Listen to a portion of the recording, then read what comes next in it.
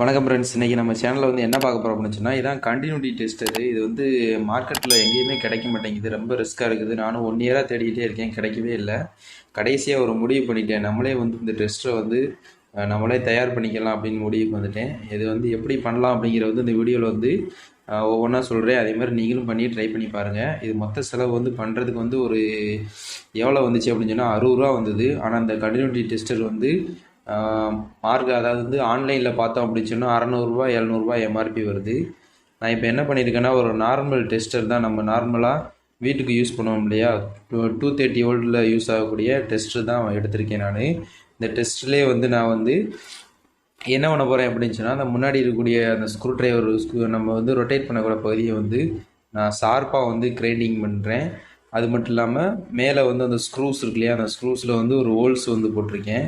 வேறு எதுவுமே பண்ணல. நான் இப்போ கழட்டக்கூடிய அந்த சின்ன ஸ்க்ரூவில் பார்த்தீங்கன்னா டாப்பில் வந்து ஒரு ஹோல்ஸ் போட்டிருப்பேன், ஒயர் வந்து வெளியில் எடுக்கிறதுக்காக அந்த ஒரு ஹோல்ஸ் போட்டிருக்கேன்.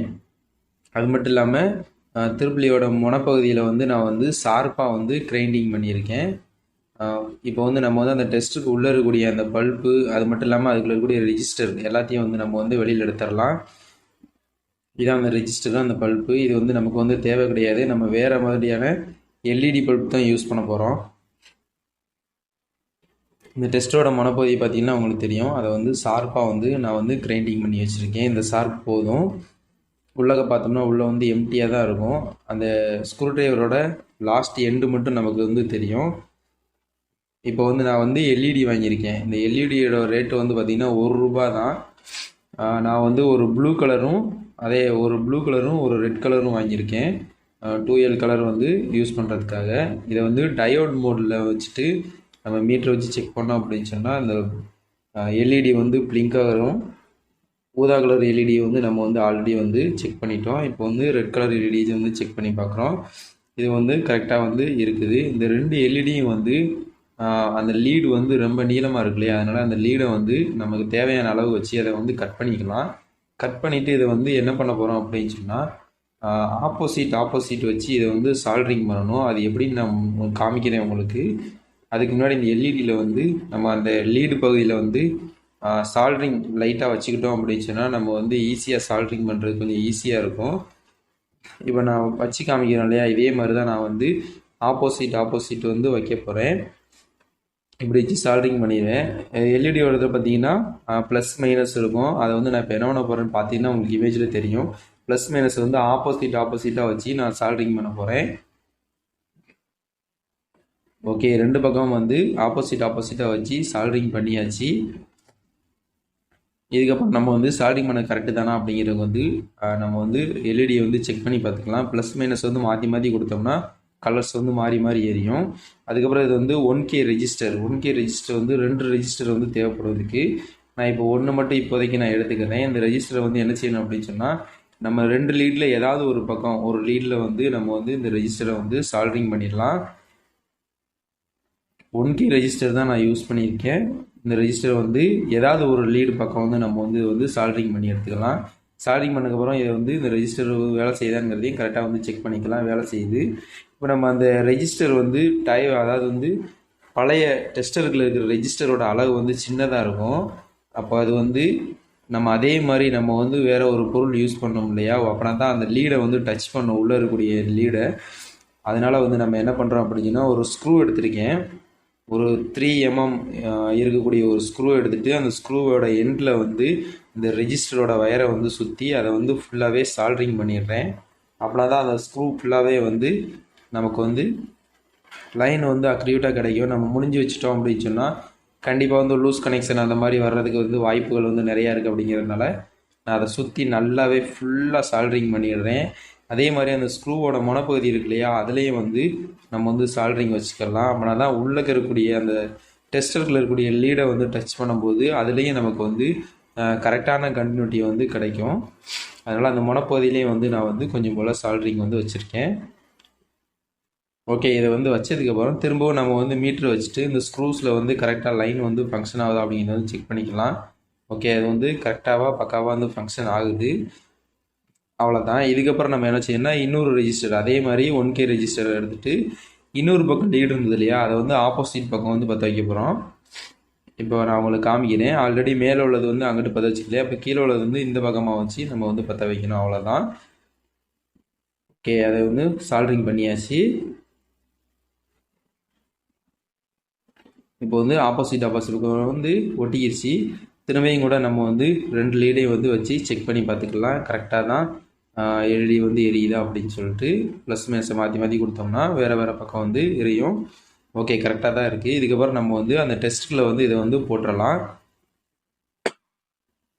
இதுக்கப்புறம் என்ன செய்ய போகிறோம் அப்படின்னு சொன்னால், வயர் ஒரு 2 மீட்ரு வந்து ரெட் கலர் வயர் வந்து யூஸ் பண்ணியிருக்கேன்.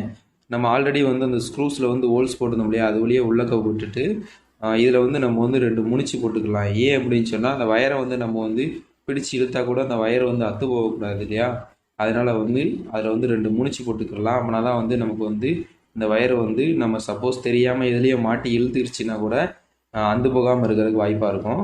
இந்த எல்இடியோட தலைப்பகுதியில் வந்து நான் ஆல்ரெடி இந்த டெஸ்ட்டில் பழைய புது டெஸ்ட்டில் உள்ள இந்த ஸ்ப்ரிங்கை வந்து மாட்டி வச்சுருக்கேன். அந்த ஸ்ப்ரிங்கில் வந்து நம்ம இப்போ என்ன செய்ய போகிறோம்னா, அந்த லாஸ்ட்டாக வந்து செகண்டாக வந்து ஒரு ரெஜிஸ்டர் பற்ற வச்சோம் இல்லையா, அந்த ரெஜிஸ்டரில் வந்து இந்த வயரை வந்து கனெக்ட் பண்ணிவிட்டு இதுலேயும் வந்து பக்காவாக சால்ட்ரிங் பண்ணிடுவோம். லூஸ் கனெக்ஷன் வந்து எதுவுமே வரக்கூடாது அப்படிங்கிறக்கால அந்த ஸ்ப்ரிங்கோடு சேர்த்து நம்ம வந்து என்ன பண்ண போகிறோம் அப்படின்னா சால்ட்ரிங் பண்ணிடலாம். இந்த ஸ்ப்ரிங்கு வந்து எதுக்கு யூஸ் பண்ணுறேன் அப்படின்னு சொன்னால், நம்ம இந்த ஸ்ப்ரிங்கை போட்டு அந்த மேலே இருக்கக்கூடிய டெஸ்ட்டு மேலே இருக்கக்கூடிய அந்த ஸ்க்ரூவை டைட் பண்ணோம் அப்படின்னு சொன்னால் தான் அடிப்பகுதியில் இருக்கக்கூடிய லீடு வந்து கரெக்டாக வந்து உட்காரும். நம்ம வந்து ஸ்ப்ரிங் யூஸ் பண்ணாமல் வச்சுருந்தோம் அப்படின்னு சொன்னால் கண்டிப்பாக வந்து லூஸாக இருக்கும். அதனால் வந்து லூஸ் கனெக்ஷனில் வந்து ஒன் டைம் எரியும், ஒன் டைம் எரியாது. அதனால் வந்து இந்த ஸ்ப்ரிங்கை வந்து நான் ஊடால வந்து பயன்படுத்தியிருக்கேன். இப்போ வந்து டெஸ்ட்டுக்கு உள்ளே போட்டுட்டு அவ்வளோதான், நம்ம வந்து வயரை வந்து பற்ற வச்சாச்சு. இந்த டெஸ்ட்டுக்கு உள்ளே போட்டு நம்ம வந்து அந்த மேலே இருக்கக்கூடிய அந்த ஸ்க்ரூவை வந்து டைட் பண்ணலாம். அதே ஒரு ஸ்க்ரூ ட்ரைவர் யூஸ் பண்ணி நம்ம வந்து அதை வந்து டைட் பண்ணிக்கிறேன். ஓகே, அவ்வளோதான், நம்ம வந்து டைட் பண்ணி முடிச்சாச்சு. இதுக்கப்புறம் நம்ம வந்து இந்த மாதிரி 2 இது எடுத்திருக்கேன், அதாவது வந்து கிளிப்பு எடுத்திருக்கேன், பேட்ரி கிளிப்பு. அதாவது சிறுசு இருக்குது, பெருசு இருக்குது. எனக்கு தேவை பெருசு தான், ஸ்மால் வந்து தேவையில்லை. அது வந்து நம்ம பேட்ரி டெர்மினல் வந்து பிடிக்கிறதுக்கு வந்து நல்லா இருக்காது. அதனால் வந்து கொஞ்சம் மீடியமான சைஸ் வந்து எடுத்திருக்கேன். இதை விட பெருசும் கூட இருக்குது, அது நமக்கு வேண்டாம். இந்த மீடியமாக இருக்கிற சைஸே வந்து நமக்கு போதும். இதையும் நம்ம வந்து என்ன செய்ய போகிறோம் அப்படின்னு சொன்னால், வயரில் வந்து ஸ்கின் எடுத்துகிட்டு நம்ம இந்த கிளிப்பு பேட்ரி கிளிப்பில் வந்து என்ன செய்ய போகிறோம் அப்படின்னு சொன்னால் சால்ட்ரிங் பண்ணி வச்சிடலாம். இதுலேயும் கூட அதில் வந்து ஒரு ஸ்க்ரூஸ் இருக்கும், அதில் போட்டு டைட் பண்ணி கூட வைக்கலாம். நம்ம டைட் பண்ணி வைக்கிறத விட இதில் சால்ட்ரிங் பண்ணிட்டோம் அப்படின்னு சொன்னால் இதில் வந்து நல்லா பக்காவான ஒரு ஃபினிஷிங் வந்து கிடைக்கும். அந்த ஸ்க்ரூஸில் கூட போட்டு நம்ம டைட் வச்சோம் அப்படின்னா கண்டிப்பாக அந்த ஃபெயிலியர் ஆக வாய்ப்பு இருக்குது. நம்ம வந்து சால்ட்ரிங் பண்ணிட்டோம்னா அது வந்து பக்காவாக இருக்கும். இப்போ நான் என்ன செய்ய போகிறேன்னா, திரும்பியும் மீட்டரில் வந்து வச்சுட்டு எல்லா ஒர்க்கும் முடிஞ்சதுக்கப்புறம் உங்களுக்கு செக் பண்ணி காமிக்கிறேன். உங்களுக்கு வந்து ஃப்ளாஷ் லைட் ஆன் பண்ணிவிட்டு எரியுதான்னு பார்க்கலாம். ஓகே, ஒரு லீடில் வைக்கும்போது ரெட் கலர் வந்து உள்ளே பிளிங்க் ஆகுது. அதே இது எர்த் மீன் மாற்றும் போது உள்ளக்கு வந்து ப்ளூ கலர் வந்து பிளிங்க் ஆகுது. இதுக்கப்புறம் நான் என்ன செய்ய போகிறேன்னா, என்னோடய வண்டியில் வந்து பேட்ரி சைடு வந்து சைடோரை வந்து ரிமூவ் பண்ணிவிட்டு இது வந்து எப்படி எரியுது அப்படிங்கிறத வந்து பார்க்கலாம்.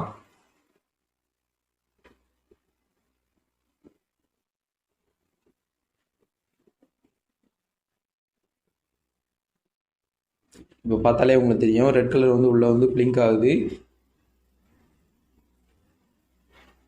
இப்போ வந்து மறுபடியும் இந்த டெர்மினலை வந்து ஆப்போசிட் மாற்றணும் அப்படின்னு சொன்னால் இப்போ வந்து ப்ளூ கலர் வந்து உள்ளே வந்து பிளிங்க் ஆகும். ஓகே, அந்த ப்ளூ கலரும் வந்து உள்ளே வந்து பிளிங்க் ஆகுது. ஓகே ஃப்ரெண்ட்ஸ், இந்த வீடியோ பிடிச்சிருந்துச்சுன்னா ஒரு லைக் பண்ணுங்கள், ஷேர் பண்ணுங்கள். இந்த வீடியோவில் எதுவும் டவுட் இருந்துச்சு அப்படின்னு சொன்னால் கமெண்ட் செக்ஷனில் கமெண்ட் பண்ணுங்கள். இதை வந்து மேக் பண்ணுறதுக்கு எவ்வளோ ஆகுச்சு அப்படின்னு சொன்னால் மிஞ்சி போனால் ஒரு 64 ரூபா ஆயிடுச்சு, அவ்வளோதான். ஓனாகவே நம்ம வந்து மேக் பண்ணியாச்சு.